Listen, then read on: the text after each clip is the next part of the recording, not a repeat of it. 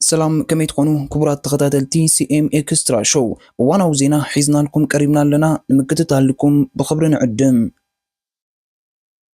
ترامب اب امريكا بولد زركب زيغنت كبقع مخانو تزاريبو مرز بريزيدنت دونالد ترامب اب امريكا نزولو زكونه سبع شعون شعوز وهاب اوتوماتيك زيغنت نخبقع مس ديمقراطس بمخان كم سرح تزاريبو بقول انتم اب امريكا نزموص نغير ግን سندات نزيبلوم سدتنياتات نمحقال كسرح مخانون قال اتيو مرز بريزيدنت ابتي بعرب زهابو سفح قال محتت عسرا طري 2025 بريزيدنت كوين مستسيمه بزعبا ايميغريشن صعاتن قطباون حويسو بزح ممرحتات كم زوصه قال اتيو اب لعلي بريزيدنت جو بايدن مرمرا كايد كم زدلي حساب انكو انت قربه نعبي كابيتول زمرمرو ابالات بايت حويسو غلكا بوليتيكاو تصاباتو كاسرو كم زلوون غليصو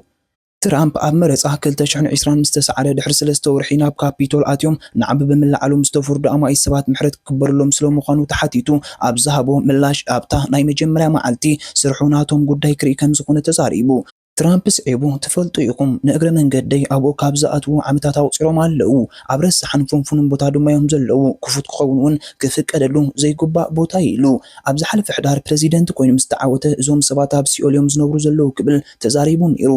አቡዳ ኢሚግሬሽን ትራምፕ ንኤንቢሲ ኣብዛሃቡ ሓበሬታ ነታ ኣብ ኣሜሪካ ዝተወልደ ዝኾነ ሰብ ዋላ ወለዱ ኣብ ካልእ ቦታ እንተተወልዱ ናይ ኣሜሪካ ፓስፖርት ክርክብ ዝፈቅድ ወሰል ውልደት ቢርዝ ራይትስ ዝበሃል መስርሕ ንምውጋድ ስጉምቲ ክወስድ ምዃኑ ገሊጹ መሰል ልደት ዜግነት ካብ መበል 14 መማሓየሺ ሕገ መንግስቲ እታ ሃገር ዝምንጩ ኮይኑ ኣብ ኣሜሪካ ዝተወልዱ ኩሎም ሰባት ዜጋታት ኣሜሪካ እዮም ዝብል እዩ ትራምፕ ተወሳኺ ነታ ኣብ ግዜ ናይ ምረፁኒ ጎስጓስ ዘእተው ምብፃዕ ሰነዳት ዘይብሎም ስደተኛታት እንተላይቶም ዜጋታት ኣሜሪካ ዝኾኑ ኣባላት ስድራ ዘሎም ስደተኛታት ክትሮዙ ምዃኖም ገሊጹ ስድራ ቤታት ዝበታትን ክኸውን አይደልኔ ስለዚ ስድራ ቤት ዘይብተንሉ እንኮ መገዲ በሓባር ንኹሎም ክትመልሶም ኣለካ ኢሉ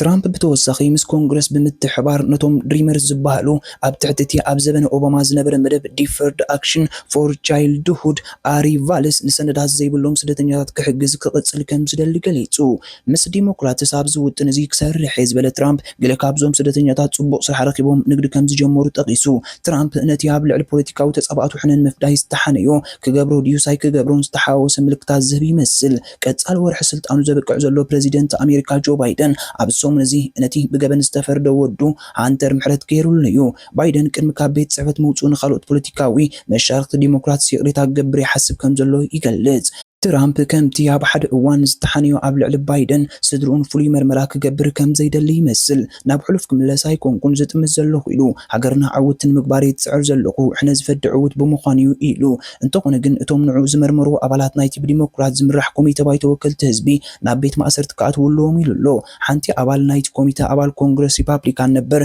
ሊዝ ቼኒ ትማል ሰንበት ትራምፕ መልሲ ይባቶ ኣባላት እቲ ኮሚቴ ክእሰሩሎም ዝብል ርእይቱ መቐጸልታ ናይቲ ኣብ ልዕልና ሕግን መሰረታት ሃገርናን ዝፈጽሙ መጥቃዕቲ ምዃኑ ገሊጻ